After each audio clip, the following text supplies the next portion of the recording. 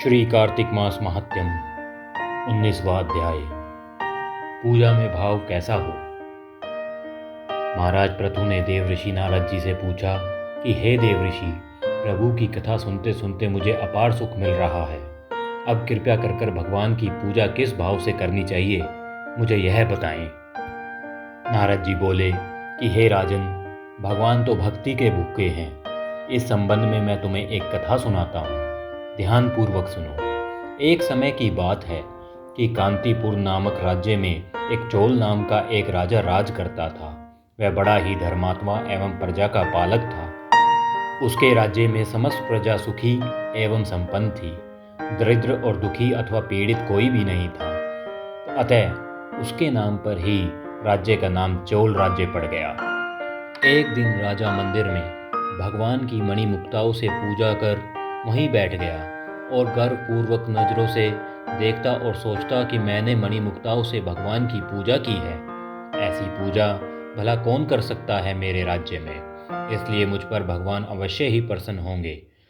इस प्रकार वह भगवान की प्रतिमा को निहार निहार कर प्रसन्न होने लगा। तथा तभी वहां पर सुशर्मा नाम का एक ब्राह्मण आया, जिसने जल और तुलसी दल से भगवान की पूजा की। हे राजन, उसके तुलसी दलों से राजा की पूजा के मणिमुक्ता आदि ढक गए। यह देखकर चोल राजा अत्यधिक क्रोधित हो उठा और बोला कि हे विष्णु ब्राह्मण, तुम्हें पूजा का बिल्कुल भी समझ नहीं है। मणिमुक्ताओं से मेरे द्वारा की गई पूजा की सारी शोभा को तुमने इस तुलसी दलों से ढक दिया है। विष्णु शर्मा समझ गया कि राजा के मन में अभिमान आ गया है। अतः वह बोला कि हे राजन, अभिमान के वशीभूत होकर तुम्हें पूजा का कुछ भी ज्ञान नहीं है। अरे दरिद्र ब्राह्मण, तू भला भगवान की पूजा के विषय में क्या जानो।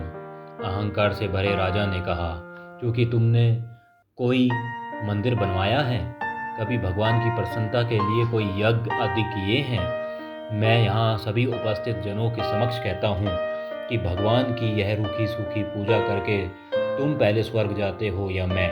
इतना कहकर राजा ने गूगल मणि को बुलाकर एक बड़ा ही विशाल यज्ञ आरंभ कर दिया और साथ ही ब्राह्मणों को धन ध्यान एवं गौ वस्त्र आदि दान करने लगा।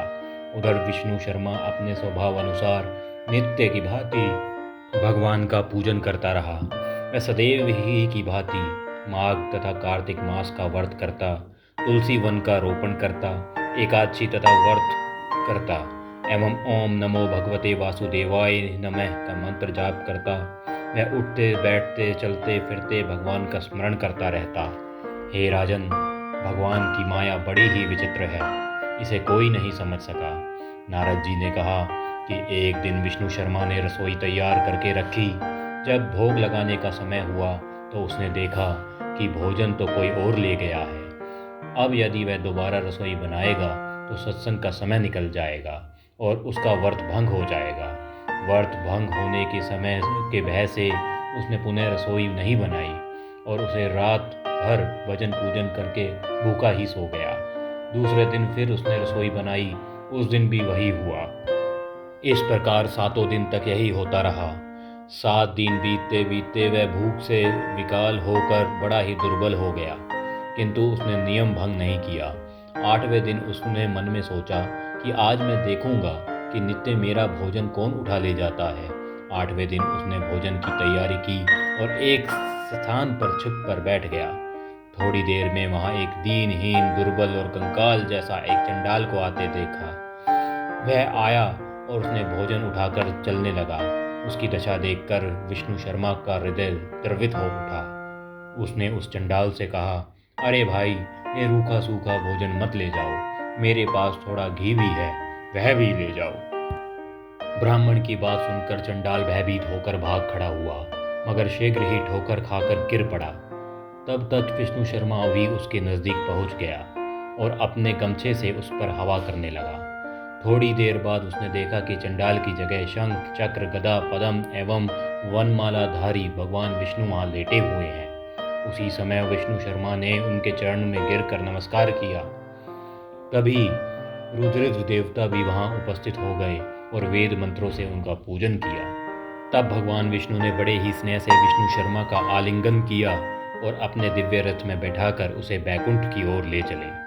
चोल राजा भी यह दृश्य देख रहा था। तब उसने देखा कि भगवान की विष्णु शर्मा पर ऐसी अनुकंपा हुई है तो वह बड़ा ही दुखी हुआ।